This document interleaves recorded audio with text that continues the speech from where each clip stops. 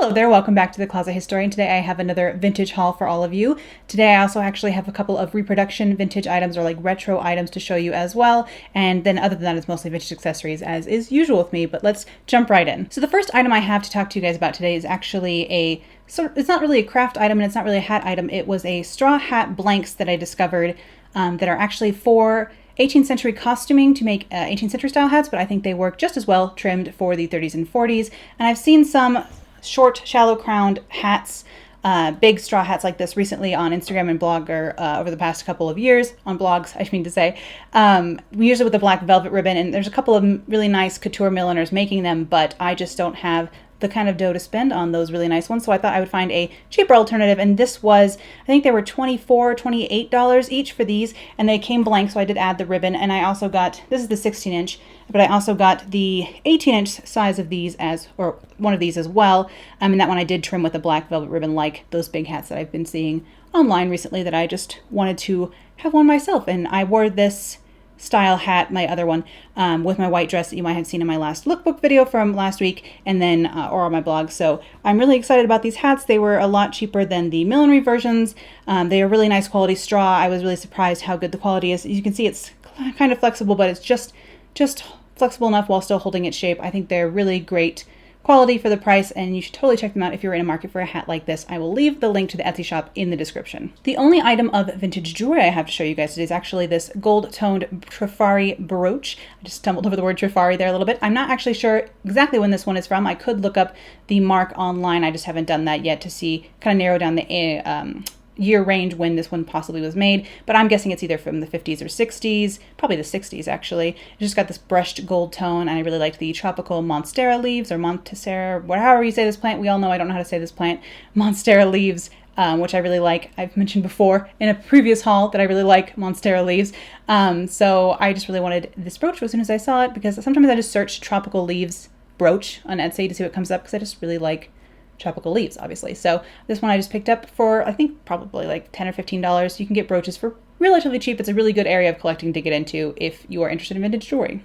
Moving on to another vintage accessory. This one is actually a birthday present that I received from my grandparents, and this is a little like lucite or some kind of plastic and metal stamped like jewelry box purse, I suppose. I don't really know what the official name for these. They're sort of like the lucite box purses, only with these punched metal sides on them. And this is just super cute. It looks like the world's fanciest lunchbox to me or something. I'm not sure if there would have had a liner in here originally, because it does seem like it would be, like if I put my phone or whatever in here, it might get banged up a little bit.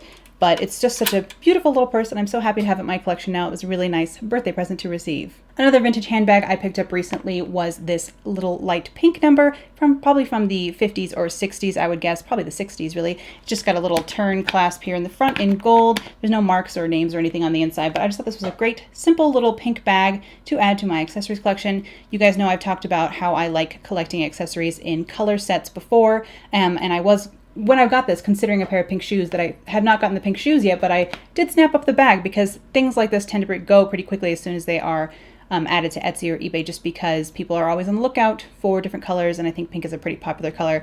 I'm pretty new to pink, but I'm branching out, as you can see. Now I am thinking forward to fall, and so I am looking at gloves again, you guys. You know how I love collecting gloves. So I actually picked up this longer pair of orange gloves recently. Now, I did think these were a darker, more pumpkin spice sort of color, more like a richer fall orange when I was looking online. Everyone's monitor, of course, displays colors differently, and I did think these were a darker or like a brighter orange. They are sort of a softer pumpkin, like a pumpkin cream color as opposed to a pumpkin spice color, which is only unfortunate because I have another pair that is very similar already in my collection, so these aren't really a new sort of item in that way. They're just sort of a duplicate of something I already have. But of course, if anything ever happens to one pair, now I have a spare, and they do fit really well and were a good deal. So it's not a huge deal that they aren't exactly what I was expecting, but that's what happens when you're shopping online. You kind of never know what you're going to get unless you're shopping with a super reputable seller. So, but these are still a great pair of gloves, so I'm still happy. Also, this will probably surprise nobody, but I picked up another straw clutch recently. This is another one of the embroidered Raffia straw clutch handbags. I've shown you guys one before that has the blue and the green embroidery on it. This one is nearly identical, only with natural straw, like golden colored embroidery on it. I just really love these bags for summertime. I think they're perfect with anything, so I wanted to pick up one that was in a more neutral colorway that I could pair with anything and everything, as opposed to the teal and the green, which it will pair with a lot of things, but not everything. So I saw this one for a steal, and I picked it up, of course, because you know how I'm addicted to large clutch handbags, especially straw ones. I recently discovered a need for an orange nylon, like pin-up-y kind of scarf in my collection. I'm not usually one for pin-up, as you guys know, but every once in a while I like to do something a little bit more cliche.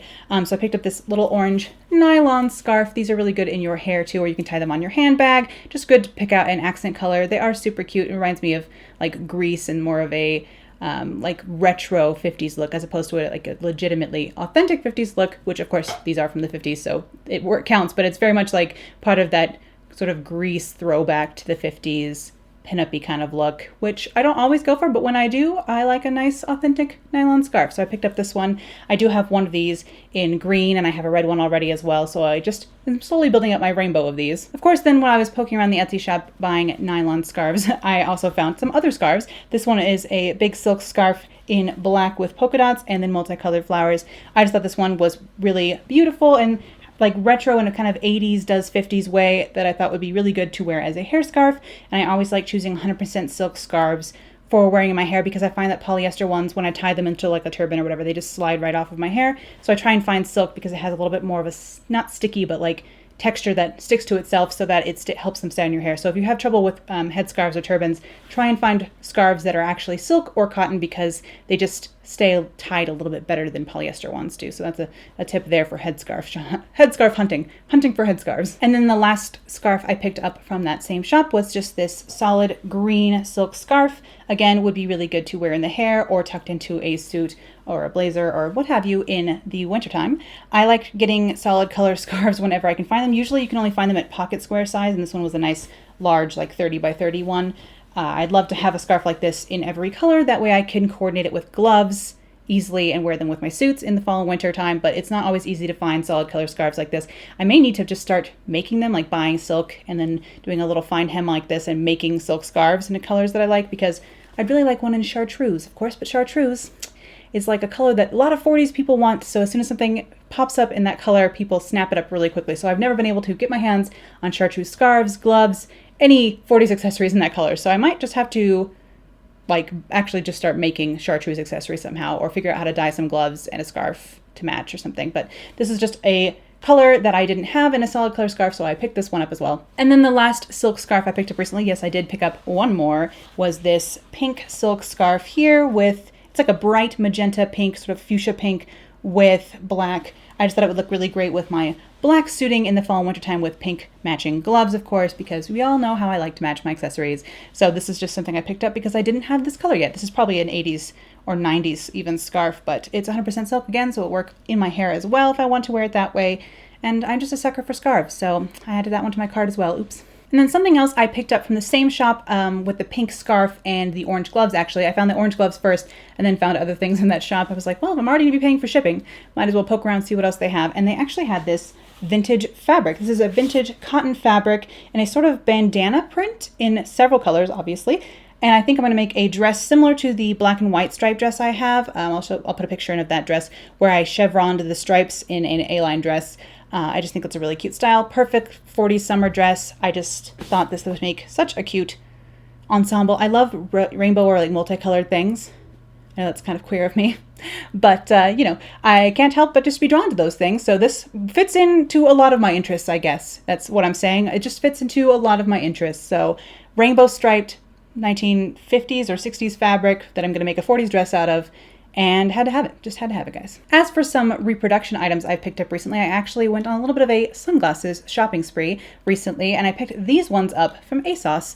So I'll have the link in the description as well, but these are just a black cat eye, pretty classic sunglasses. I just didn't have any black cat eyes, and since they're in style this season, it was pretty easy to find a couple of different pairs. So I ended up getting these ones just for when I'm wanted a more classic black cat eye, and then I have a couple other pairs to show you that I picked up on Amazon that are even a little bit more trendy and definitely repro as opposed to a more traditional vintage look like these ones. So let me show you those. So these are going to be the more sort of 90s version of the cat eye sunglasses that I picked up as well on Amazon. These ones are just really sharp and make me feel a little bit like if the 1950s and The Matrix got together. So of course I like both of those things. So I thought these were a really sharp and more kind of even sexy kind of look, even though it's not usually my look. But when I'm feeling a little bit more bold, I wanted something I could wear for that feeling, I guess, for that when I wake up feeling a little bit bold. So these ones are really fun. Again, just cheap sunglasses from Amazon. Hypothetically, they are actually have enough protection in them for your eyes. I'm not really sure if that's true, but we're going to hope so. Luckily, I don't go outside too often, so I should be safe. But hopefully they're all UV, like they say they are, but I just don't trust Amazon very well, you know. And I actually did pick up the same pair in brown as well, so I will show you those. This is the sort of tortoiseshell color version. I actually got these ones first, and then I decided that I liked them so much that I did order the black as well. These I think were $10 on Amazon, so I tend to break sunglasses. I don't like to spend a ton of money on them, so yeah, but I just didn't have any cat eye sunglasses in my wardrobe really, and I felt like that was something that was missing, so I kind of went a little bit crazy. But these are the brown version of the thinner, sharp cat eye that I picked up recently on Amazon. And the last pair of Reproduction sort of cat eye sunglasses I picked up recently were these ones from Amazon. Again, these ones just have a little bit of gold and rhinestone detailing on the sidebar and the tips of the cat eye here, the little wings. Sort of reminds me of eyeliner, you know, cat wings here on the sunglasses, but these ones are a little bit more flashy, a little bit almost like feels 70s to me for some reason, which I don't know. There's like a revival happening all the time. So sometimes, you know, vintage eras get mixed into Reproduction things. But this, again, I thought worked perfectly for the 50s. I'm not super a stickler about authenticity. You know, if something is Reproduction, but it's a little exaggerated for modern tastes, I don't tend to mind. So I just picked up these ones. The thing that bothers me about these actually the most is the gradient lens. If you are trying to find sunglasses that look more vintage, it's actually less, they didn't used to do gradient lenses as much, so it's better to have a more solid colored lens. These ones again just have that fade in there, and that makes them look a little bit more modern. I would prefer a solid lens, but you know, what are you gonna do? Sometimes you just spring for the cheap trendy sunglasses. So, and then the last item I have to talk to you guys about today, I don't have down here with me, but I hopefully will be putting in a clip of me wearing them here, or at least a couple of images of what they look like. They are the black Reproduction vintage jeans from Vixen by Michelle Pitt, or Bad Girl Denim by Michelle Pitt, I believe, is the brand. They are actually quite tight on me still. I did get the size 31. My waist measurement is 31, and so I read the description, the reviews, and they said that they did stretch out a little bit because it is more of a traditional denim, as opposed like a thicker denim, as opposed to the sort of very soft leggings stretchy denim that is so common these days. And because these were more of a traditional thicker denim, they said that they will stretch out a little bit, so get your like true size or even size down. I'm glad I didn't size down at all because the 31 are actually still quite tight on me and not super comfortable yet. I definitely have to break these in. I've only worn them a little bit around the house trying them on, so I think they will form to my body more the more I wear them, of course. And I really can't give a full review of these yet, but I definitely can appreciate the fact that they are a very nice dark black, B, a thicker denim like that, and then of course also extremely high-waisted. These are the best high-waisted jeans I've come across yet. A lot of places I try their high-waisted jeans and the waist is just not coming up all the way to my natural waist, and as a vintage gal, I like things that come up all the way to my natural waist. I have not tried other vintage Reproduction denim yet because they do tend to be on the pricier side, and these jeans are no exception to that rule. These definitely are pricier jeans. It was kind of my birthday present to myself trying these out. But I am really excited to wear these some more and see if they break in a little bit more. They are super cute for sure, but I just can't really breathe in them yet. Hopefully the more I wear them, the more they will stretch out, and I will definitely update you guys later on about how these are fitting after I wear them for a little bit and get them a little bit broken in. So those are the things I've been shopping for this summer and adding to my collection this summer. A little bit more repro than usual from me, but you know, every once in a while I find something that I really like that I haven't been able to find a vintage version of or can't afford the vintage version of, so sometimes Reproduction is just the only way to go. I don't think I could ever find vintage jeans, for example, in my size, actual vintage jeans. They wear out, you know. There's a lot of things to do. So, but there are some vintage things, some repro things. Let me know what you guys have been shopping for this summer as well. I will have links to all of this stuff that is available, all the repro stuff, in the description as well as a link to my blog and Instagram for those of you who maybe haven't checked those out yet and you want to see how I style this kind of stuff more often. It's going to be on my blog and my Instagram than here on the channel, just because lookbook videos take a little bit longer to put together than outfit posts do. So feel free to go check those links out as well. Thank you guys, as always, for stopping by here and over on the blog, and I'll see you all again soon. Bye.